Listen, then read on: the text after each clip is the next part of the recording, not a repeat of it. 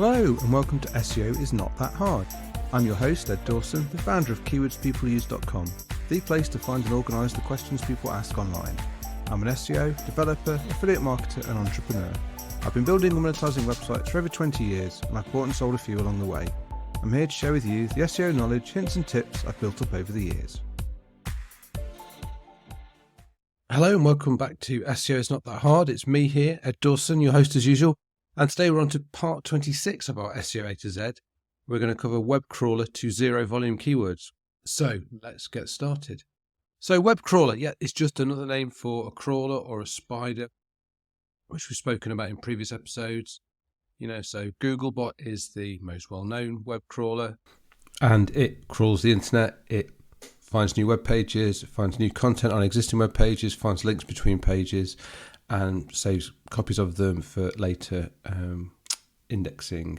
Okay, next up we have web hosting. It provides you with the physical and logical space on a server where your website actually operates from.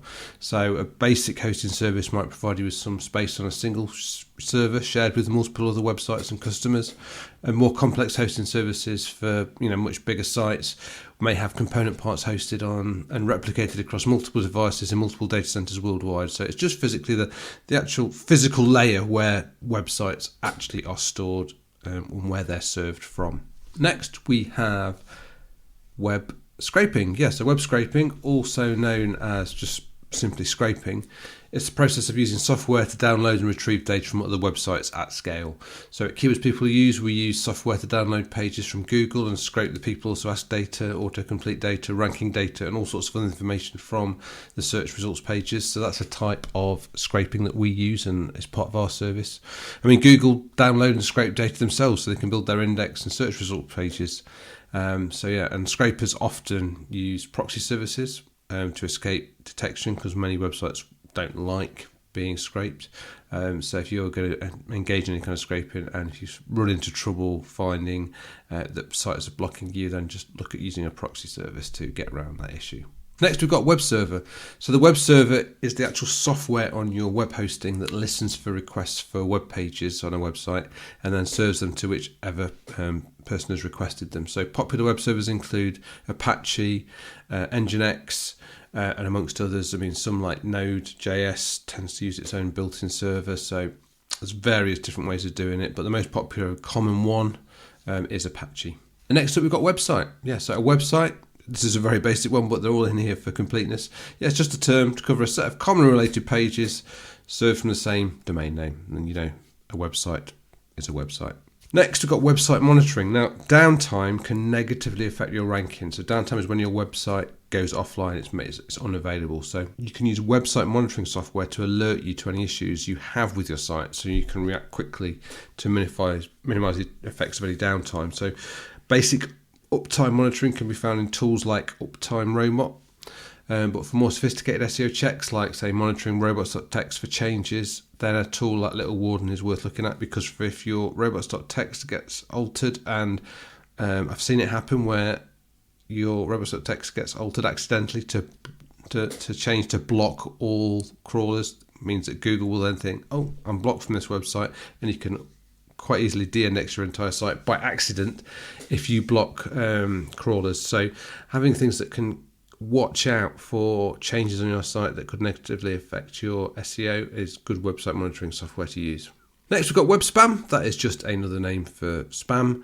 So anything that's done to manipulate search results and can be considered web spam, and it's just a sort of the long form name of spam.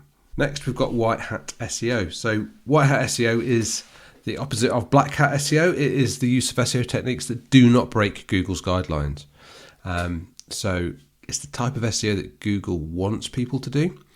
The closer you are to white hat SEO, the less issues you will potentially have. The downside to white hat SEO is because it is the least aggressive and it's one which follows all the guidelines, it is the one that can take the longest to get results. Obviously, black hat is all about shortcuts, which have risks. Grey hat likes to sit in the middle and will push the boundaries a little bit, but will not try to go too far, but you skirt with potential penalties, but you're trying to really just stay just on the right side of the line. White hat on the other side will take longer in general to get results, especially in very competitive niches, especially if you've got lots of black hats operating. But it is the one that has the most longevity. So if you can break through into a niche and with white hat SEO and beat out anyone using black hat and grey hat techniques, you are the one that is going to survive the longest. So it is where I tend to align myself probably nowadays. I'd say I'm more on the white hat side.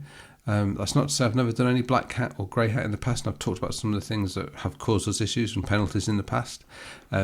I think it's a case of once bitten, twice shy. The more you get hit with penalties, the more likely you are to try and avoid them. And the easiest way to avoid penalties is not to break the guidelines. But it depends on your risk tolerance, your budgets, your motivations, and the people you're working with, and the demands that are being made of you as to what sort of steps you'll take along the line from white hat to black hat.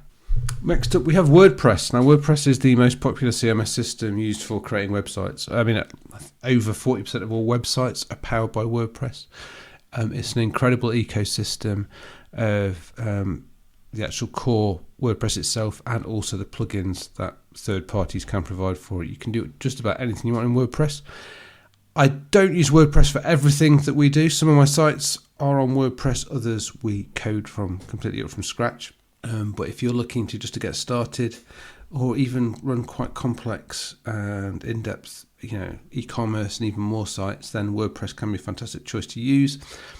It's one I definitely recommend all beginners use, just simply because if there's something you need to do with it, you can generally find a plugin, and usually a free plugin, that will let you do whatever you want with it. So if you are, not a technical person not wanting to be coding sites from scratch, then definitely WordPress is something I suggest you look at for getting any kind of site done. Don't bother looking elsewhere, just use WordPress, I would say. Okay, moving on to X in our SEO A to Z, and we've got just one entry for X, and that is the X-robots tag, the X-robots tag. So it has a similar effect to the meta robots tag, but it's instead of providing it on the actual source code of the HTML, it's provided in the header response from the web server rather than in the web page itself. So just to remind you, the meta robots tag is an element that allows you to define directions to crawlers as to whether they should crawl a page or not, and whether or not to index a page. So you can actually provide this information in the header, like the user agent that we spoke about in a previous episode is provided in the header rather than on the actual page. It's a way of using that meta robots tag in the header rather than on the page. And it's good that it exists because it's the only X that I could think of. So it's really good there was an X there to put it in, because it would have been annoying if we'd got a missing letter in the alphabet. So that's the X robots tag, which means we're swiftly that I've got, and that is Your Money, Your Life, or YMYL for short. So Your Money, Your Life topics are those that Google puts more scrutiny on when it's deciding whether to include web pages in their index. This is so they can minimise the risk of harm to people from poor or malign advice. So Google defines YML topics as those pages or topics that could impact a person's future happiness, health, financial stability, or safety. Now, there's much more detail on what Google considers Your Money, Your Life, and the additional scrutiny it expects to take in their Google Quality Rated Guidelines. So we covered those guidelines before, and I did a whole series of podcasts on the Google Quality Rated Guidelines. They really are something you must read if you're at all serious about SEO. And they cover YMYL, Your Money, Your Life, and why it's important. So these are areas where it's harder to compete, harder to get going on YMYL. But generally they are topics that are good. If you can get ranking on them, they are going to be the ones that will be able to earn you more revenue than others, because they're important to people, and there's plenty of people out there who are trying to provide services to meet the needs in the YMYL space. And finally for today, we're on to Z, the last letter, the SEO A to Z, and again just one Z here, so it's zero volume keywords. So zero volume keywords are those which key research tools will tell you have zero search volume. Now, this means that many people ignore zero volume keywords because they think if the keyword research tools are telling me they're zero volume, then they're not worth going for. However, if you look at almost like all people also ask keyword phrases in a keyword research tool, they will give you a 0 search volume result. And that's a false result, because we know that people also ask results are based on real questions. Real people ask Google sorted by volume. So if Google is there saying, here's questions people also ask, we know Google's been asked those questions before, and it's giving us the most asked questions first. So it means the keyword research tools are wrong, and they're wrong because they only work on a subset of sample data. They don't have the entirety of all the search data that Google does. Google doesn't make this available, this data set of what the volumes are to everybody. It's Google's proprietary data. They don't publish it. What these keyword volume tools work on is these estimations from other data sources, and they only really can pull out estimations on very high volume keyword sets, which means that a huge amount of keywords out there, they're going to say a 0 volume, but you're missing an absolute trick if you don't look at 0 volume keywords.